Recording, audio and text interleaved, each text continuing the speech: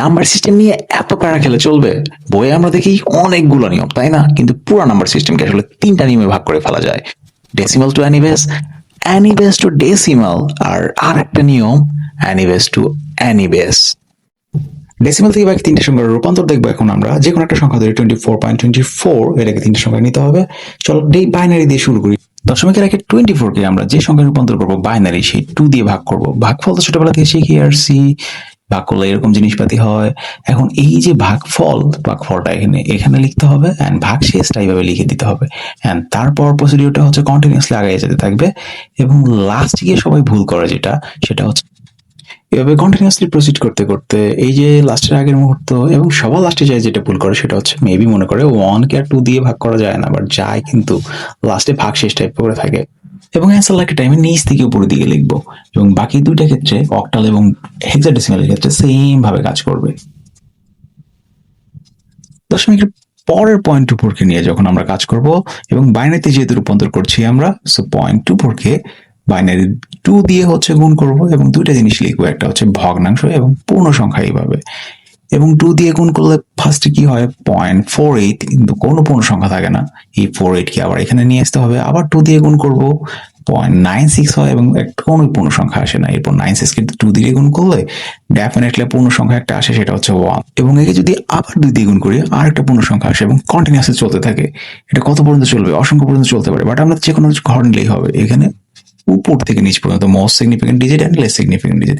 এবার সবগুলোকে মিলে যদি হচ্ছে আমরা অ্যান্সার লিখতে চাই, তাহলে অ্যান্সারটা কি হবে? দশমিকের আগের বাইনারি সংখ্যাগুলোকে নিচ থেকে উপরের দিকে হচ্ছে লিখে দিব আমরা, এবং দশমিকের পরের সংখ্যাগুলো বাইনারি সংখ্যাকে আমরা উপর থেকে নিচ দিকে লিখে দিব ডট ডট ডট, এবং এইটাই হচ্ছে আমাদের সেই অ্যান্সার। এবং যদি দশমিকের পরের সংখ্যাগুলোকে বাকি দুইটা অক্টাল এবং হেক্সাডেসিমালে রূপান্তর করতে চাই, সেগুলো কিভাবে কাজ করবে? সেখানে শুধুমাত্র তুমি অক্টাল দ্বারা গুণ করবা অথবা হেক্সাডেসিমাল দ্বারা গুণ করবা, result will be the same. এখন আমরা শিখবো any base to decimal. Any base to ডেসিমালে বাইনারি, অক্টাল, হেক্সাডেসিমাল থেকে আমরা অ্যাকচুয়ালি ডেসিমালে রূপান্তর করব। এই প্রসিডিউরটা আগের প্রসিডিউর ঠিক উল্টা। এটা আগেরটা ঠিক উল্টো প্রসেস। যে কোনো একটা বাইনারি সংখ্যা ধরি র্যান্ডমলি, সেই বাইনারি সংখ্যাকে আমাদের ডেসিমাল সংখ্যায় বানাইতে হবে।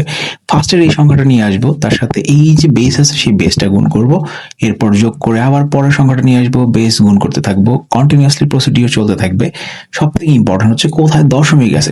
দশমিকের সেই জায়গা থেকে আমরা বেসের উপরে পাওয়ার 0 বসানো শুরু করব। আমরা বাম দিকে যখন যাব পাওয়ার বাড়তে থাকবে, এবং ডান দিকে যখন যাব তখন পাওয়ার -1, -2, -3 এইভাবে যেতে থাকবে।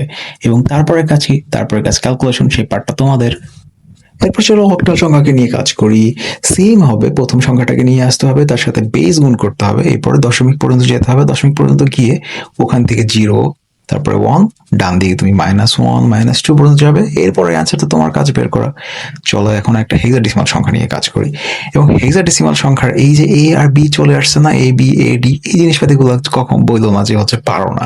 এই জিনিসপাতিগুলো ডেফিনেটলি তোমরা হচ্ছে দেখেছো, তোমরা এখন অনেক দূর আগে আসছো। এগুলার নির্দিষ্ট ভ্যালু আছে, যেমন এর ভ্যালু 10, বি এর ভ্যালু 11। চলো একটু লিখে দিই তোমাদের জন্য সহজ করার জন্য। এর ভ্যালু 10, বি এর ভ্যালু 11, সি এর ভ্যালু, এভাবে কন্টিনিউয়াসলি যেতে যেতে এফ এর ভ্যালু হয় হচ্ছে 15। এবং এই জিনিসগুলো হচ্ছে আমরা এখানে বসানোর পরে আমরা সেম প্রসিডিউর ফলো করলে আমরা অ্যান্সারটা পেয়ে যাব। এখন আমরা দেখবো সব থেকে ইম্পর্টেন্ট পার্ট, অ্যানিবেস টু অ্যানিবেস। আমরা আগে কি কি শিখেছি একটু রিক্যাপ করি চলো। আমরা ডেসিমাল থেকে 3টা নিয়ম বের করা শিখেছি, এবং 3টা নিয়ম থেকে আবার ডেসিমাল বের করা শিখেছি। অলরেডি 6টা নিয়ম হচ্ছে আমরা শিখে ফেলেছি। বাকি আরো 6টা নিয়ম এই যে অ্যানিবেস টু অ্যানিবেস এর মধ্যে আমরা ফেলে দিব। আমাদের শিখতে হবে অক্টাল থেকে হেক্সাডেসিমাল, হেক্সাডেসিমাল থেকে আবার অক্টাল, অক্টাল থেকে বাইনারি কিভাবে হয়, বাইনারি থেকে আবার অক্টাল কিভাবে হয়। এরপরে হেক্সাডেসিমাল থেকে বাইনারি, বাইনারি থেকে হেক্সাডেসিমাল, ইজি ইজি অনেক নিয়ম না বই যেগুলো আছে, বাট আমরা একটা প্রসিডিউরের মাধ্যমে শিখবো সেটা। এর জন্য সব থেকে ইম্পর্টেন্ট একটা পার্ট ফলো করতে হবে, যে আমি যেভাবে লিখছি সেভাবে লেখা ফলো করো। 0 1 0 1 0 1 পর্যন্ত তুমি 16টা সংখ্যা নিয়ে নাও। এর পরের লাইনে আবার গিয়ে 0 0 1 1, এইভাবে 16টা সংখ্যা নিবা। তারপর গিয়ে কি হবে 4টা 0, 4টা 1, আবার 4টা 0, 4টা 1। এক্স্যাক্টলি গেস করতে পারছো। এখন হবে 8টা 0 এবং 8টা 1। এখন আমরা নাম্বার দিয়ে সাজাই যে 1 2 3 4 5 6 এভাবে। 9 এর পরে কিন্তু হচ্ছে হেক্সাডেসিমাল সংখ্যায় তোমার 10 আসে না, সেটা এ হয়, তারপর বি হয়, সি ডি ই এফ পর্যন্ত হয়। আইসিটি এক্সামে এই চারটা সবার আগে রাফ খাতায় লিখতে হবে কিন্তু।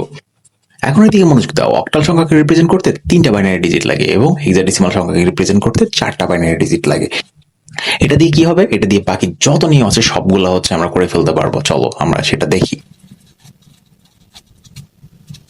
চলো যে কোনো একটা সংখ্যা ধরি, অক্টাল সংখ্যায় ধরি। অক্টাল সংখ্যাকে রিপ্রেজেন্ট করতে বাইনারি 3 ডিজিটের সংখ্যা লাগে। আমরা যখন ডিজিট গণনা করবো তখন ডান দিক থেকে বাম দিকে নিব। তখন এই যে তুমি যদি দেখো 7 মানে 111, এক্স্যাক্টলি সবগুলো 111। এন্ড এই জায়গায় সব থেকে ইম্পর্টেন্ট হচ্ছে দশমিকটা কোথায় আছে, সেই জায়গায় দশমিকটা বসাই দিতে হবে। এটার বাইনারি রূপ। আর একটা যে কোনো একটা সংখ্যা ধরি, ওটা তো 777 ছিল সব। এটাতে ধরলে চলো তোমরা বসাই। আমরা কি বলেছি, ডান থেকে বামে জাস্ট 3টা ডিজিট নিব।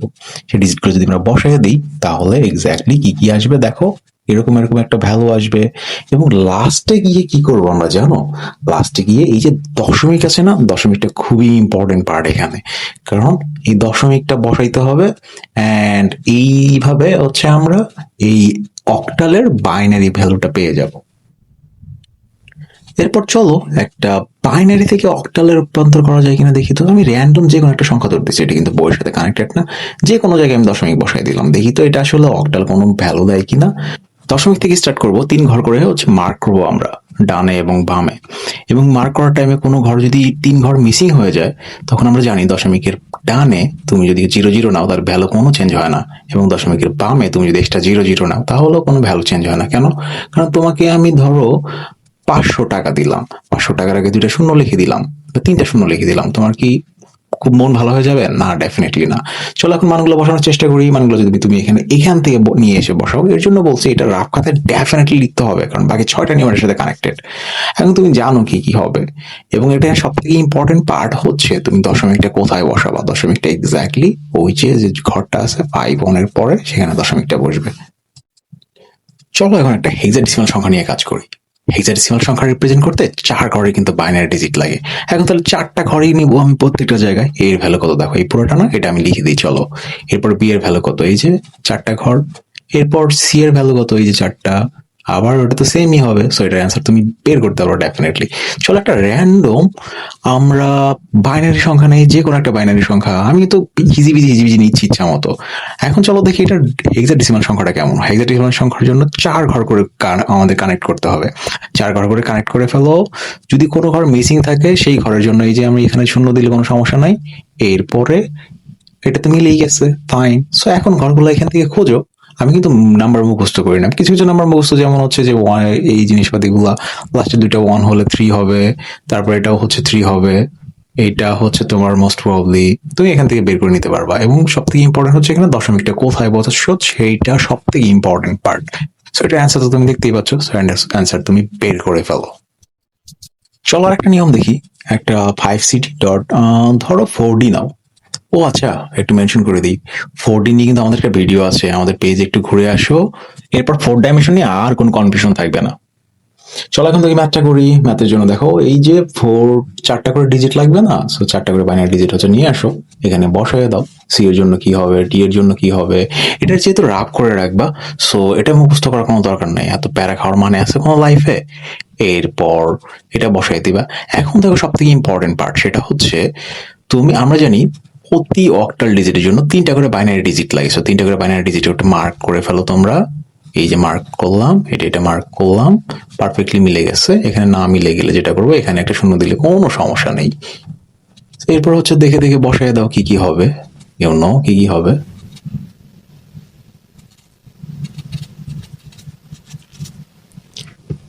এখানে সব থেকে ইম্পর্টেন্ট পার্ট, দশমিকটা সব মাস্ট বি বসাইতে হবে। চলো একটা ম্যাথ করি। এটা অক্টাল থেকে হেক্সাডেসিমাল সংখ্যা। দেখো এই যে ডিজিট গুলো হচ্ছে বসাই দিচ্ছি আমরা। এরপরে দশমিক শেষ করার পরে সব থেকে ইম্পর্টেন্ট হচ্ছে দশমিক থেকে 4টা করে ঘর হচ্ছে কানেক্ট করবো। এখন 4টা করে ঘর কানেক্ট করবো কেন? কারণ হেক্সাডেসিমাল সংখ্যায় 4টা ঘরের বাইনারি ডিজিট লাগে। এরপর তুমি দেখে দেখে হচ্ছে বসাই দিলে তোমার যে অ্যান্সারটা আসবে সেটাই হচ্ছে এক্সামে পারফেক্টলি লিখে দিতে পারবা। এই ছিল আমাদের প্রসিডিওর। তোমাদের জাস্ট একটা রিমাইন্ডার দিলাম এবং খুবই স্পিডে পড়ানোর চেষ্টা করছি, কারণ টাইম ওয়েস্ট করতে চাইনি। ভালো লাগলে শেয়ার করে দিও, এবং কারো যদি কোনো কনফিউশন থাকে বা বুঝতে সমস্যা থাকে আমাকে পার্সোনালি লক দাও। এবং ফিউচারে এই ধরনের আরো স্পিডি রিমাইন্ডার নিতে আমাদের অ্যাপ্লাইড ম্যাথ ল্যাবকে ফলো করো।